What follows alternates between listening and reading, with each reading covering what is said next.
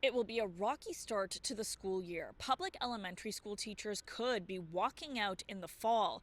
Their union says little progress has been made at the bargaining table since their contracts expired last year. Today, hundreds of teachers gathered to send a strong message to the Ford government. Solidarity!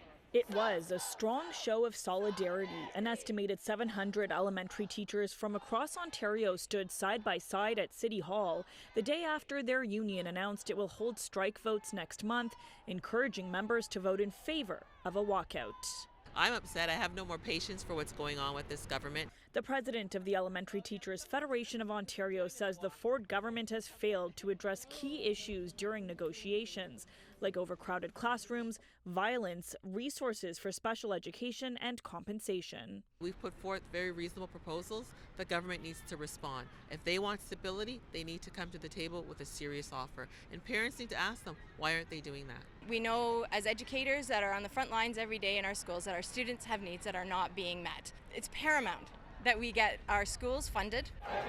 And so it is becoming increasingly likely elementary teachers will head into their second school year in a row without collective agreements. Although the education minister tells us he remains optimistic that a deal can be reached. We want to get on with it.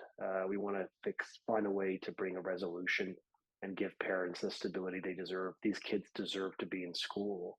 But secondary school teachers are also struggling to reach a deal with the government and considering holding strike votes themselves. I think it would be a natural conclusion that that's probably the next step. When you're not getting anywhere, last year we provided stability. Our members were there in the class. They were there every day. That's what our members always do. They go above and beyond. They do more with less. But we'd like the government to say we respect the students of the province and we're willing to invest in education.